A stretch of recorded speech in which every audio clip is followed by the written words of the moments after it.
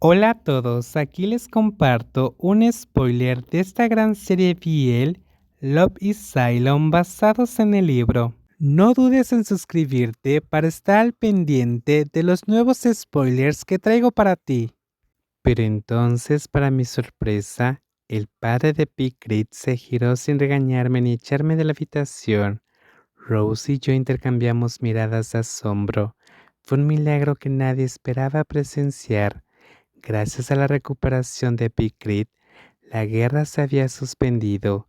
El médico explicó que, si bien Picrit había salido del coma, aún necesitaría tiempo para recuperarse antes de volver a su vida normal. Al escuchar eso, sentí una oleada de alivio. Salí silenciosamente de la habitación, queriendo dedicar este momento por completo a la familia Pitak.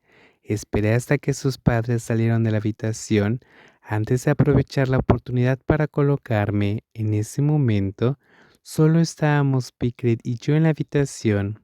Finalmente, estábamos solos juntos. Me senté junto a la cama de Picret mirándolo pero sin poder encontrar mi voz.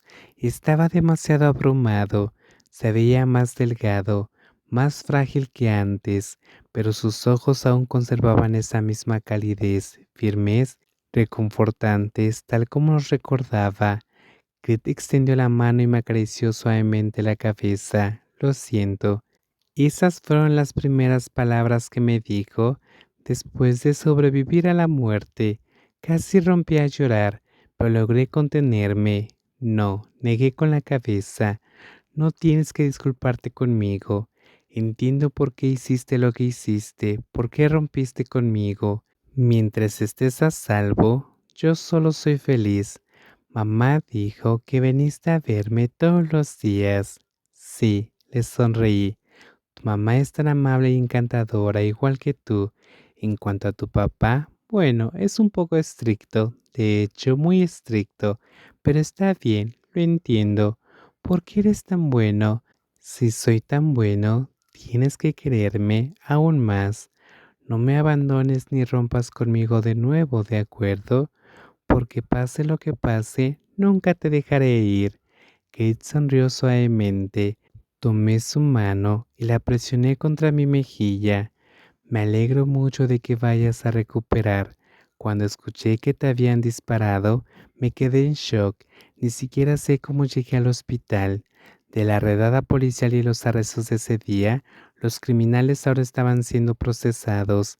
Fue un caso de alto perfil que capturó la atención de la nación. No solo reunieron pruebas para derribar a los influyentes y famosos perpetradores, sino que también ayudaron a muchas víctimas a encontrar justicia en este círculo vicioso.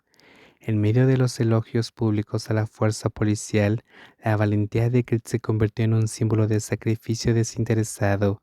Cuando el pistolero había aparecido y le había apuntado, Krit había tomado una decisión en una fracción de segundo: no esquivar, sino disparar, porque sabía que si se movía, la joven acostada en el sofá detrás de él habría recibido las balas en su lugar. ¿Sabes que casi todo el país estuvo rezando por tu seguridad?, le dije. A estas alturas, tu escritorio debe estar desbordando de regalos y canastas. Los padres de ese idol incluso hicieron ofrendas en su santuario. Si no hubieras protegido a su hija, su familia podría haber sufrido una pérdida aún mayor. ¿De verdad? Picrit, eres increíble. He estado viendo las noticias todos los días y todo el mundo sigue hablando de tu valentía, pero si tuviera que elegir, preferiría que fueras un poco menos increíble. Mejor aún, desearía que no te hubieran disparado en absoluto. No es que quisiera que esa chica saliera herida, pero simplemente no quiero que nadie tenga que sufrir así. Tal vez fue porque tenía un amuleto de la suerte conmigo que logré salir adelante.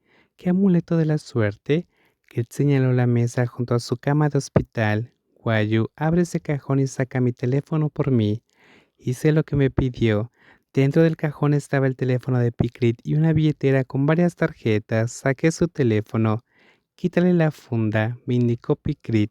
Retiré la funda del teléfono y me quedé atónito por lo que vi dentro.